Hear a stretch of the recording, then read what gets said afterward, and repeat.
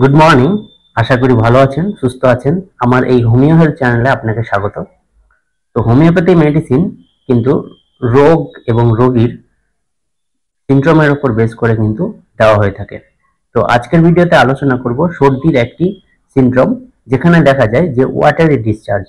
যখন সর্দি আপনার লেগেছে, সেই সর্দি যদি জলের মতো পাতলা হয়, আপনার নাক দিয়ে যদি ওয়াটারি ডিসচার্জ বেরোয়, অর্থাৎ নাক দিয়ে যদি পাতলা সর্দি বেরোয়, সেক্ষেত্রে কি কি হোমিওপ্যাথিক মেডিসিন ব্যবহার করবেন। তো গাঢ় সর্দির ক্ষেত্রে কিন্তু অন্য ধরনের মেডিসিন হয়, এবং আপনার যদি সর্দি পাতলা হয় সেক্ষেত্রে কিন্তু মেডিসিন বদলে যায়।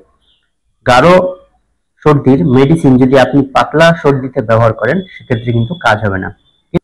এই সিনড্রোমের ওপর বেস করে যদি আপনি মাত্র একটি মেডিসিনই গ্রহণ করেন, সেক্ষেত্রে কিন্তু আপনার সেই সর্দি ভালো হয়ে যাবে। তো আজকের ভিডিওতে সেই সম্পর্কেই কয়েকটি মেডিসিনের কথা বলবো, যে মেডিসিনগুলি আপনার জলের মতো পাতলা সর্দিকে সম্পূর্ণভাবে ঠিক করতে পারে। তো ভিডিওটি স্কিপ না করে সম্পূর্ণ দেখুন, আর এই ধরনের ইনফরমেটিভ ভিডিও দেখার জন্য আমার চ্যানেলটিকে সাবস্ক্রাইব করে রাখুন।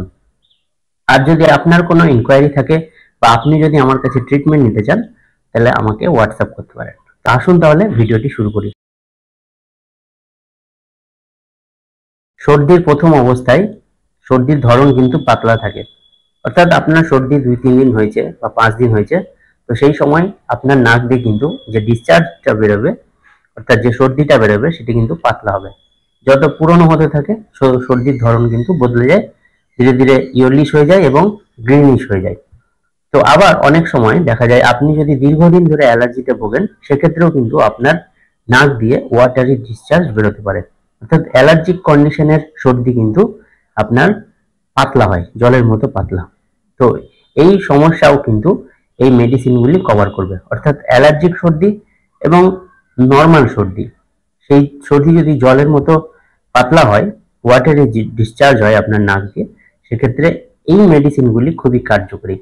আপনার সবকটি নেওয়ার দরকার নেই, যে কোনো একটি মেডিসিন গ্রহণ করবেন, সেটিতেই কাজ হবে। যখন দেখা যাচ্ছে যে আপনার সর্দি লেগেছে, নাক দিয়ে জলের মতো সর্দি বেরোচ্ছে, তো এই জলের মতো সর্দি যদি আপনার শুধুমাত্র দিনের বেলায় বেরোয়, রাত্রে বেলা আবার দেখা যাচ্ছে বেরোচ্ছে না, তখন আপনি ব্যবহার করতে পারেন ক্যালকেরিয়া সালভ।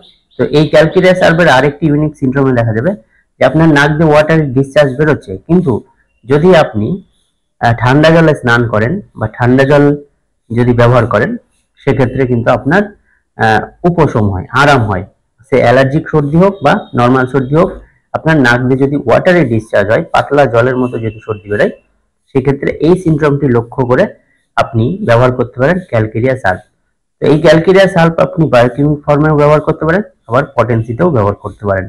তো কিছুদিন ব্যবহার করলে আপনার অ্যালার্জিক সমস্যা ভালো হবে এবং অ্যাকুইট সমস্যাও ভালো হবে। এই সমস্যার সেকেন্ড মেডিসিন আর্সেনিক। দেখা যাচ্ছে যে আপনার এই নাক দিয়ে যে ওয়াটারি ডিসচার্জ, জলের মতো সর্দি বেরোচ্ছে, সেটি মূলত ভোরবেলার দিকে বেরোচ্ছে, এবং আপনি যখন খোলা বাতাসে যাচ্ছেন, তখন আপনার এই সমস্যাটার অ্যাগ্রাভেশন হচ্ছে, বেড়ে যাচ্ছে। সেক্ষেত্রে আপনি ব্যবহার করতে পারেন আর্সেনিক। তো এই আর্সেনিক মেডিসিনটি আপনি 30 পাওয়ারে 2 ফোঁটা মেডিসিন 1 চামচ জল সহ আপনি কিছুদিন নিতে পারেন।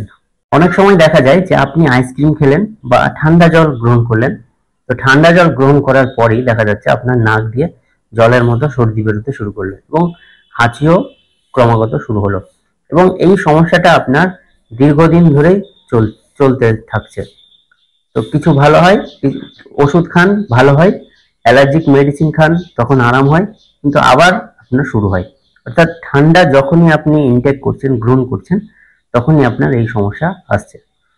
তখন আপনি ব্যবহার করতে পারেন কস্টিকাম। এই কস্টিকাম আপনি 30 পাওয়ারে 2 ফোঁটা মেডিসিন দিনে একবার 1 চামচ জল সহ গ্রহণ করতে পারেন।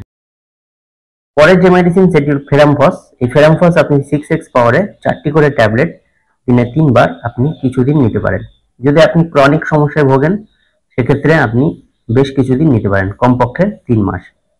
তো এই মেডিসিনটি আপনার রক্তকণিকার উপর কাজ করে, তাই আপনার যদি একটা ধাতগত ঠান্ডার বৈশিষ্ট্য থাকে, সেক্ষেত্রেও কিন্তু দারুণ কার্যকরী।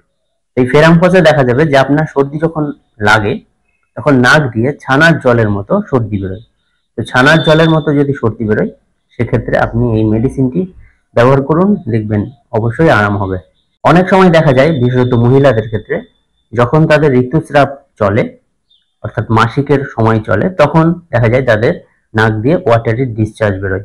তো এই সময় যদি ওয়াটারি ডিসচার্জ হয়, সেক্ষেত্রে আপনি এমন কার্ভ মেডিসিনটি ব্যবহার করতে পারেন।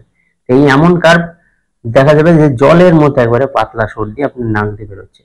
তো এই ক্ষেত্রে আপনি 30 পাউডার 2 ফোঁটা মেডিসিন দিনে 2 বার কিছুদিন ব্যবহার করতে পারেন। পরের যে মেডিসিন, সেটি একটি কমন মেডিসিন যার নাম অ্যাকোনাইট।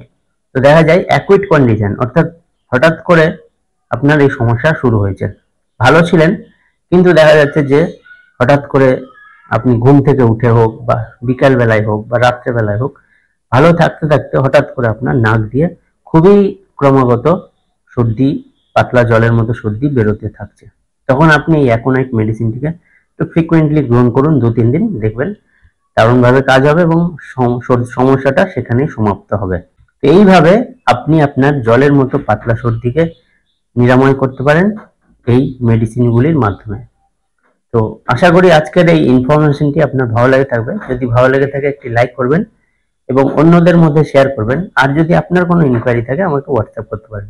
তো ভালো থাকবেন, সুস্থ থাকবেন এবং পরবর্তী ভিডিওর জন্য আমার সাথে থাকবেন। ধন্যবাদ।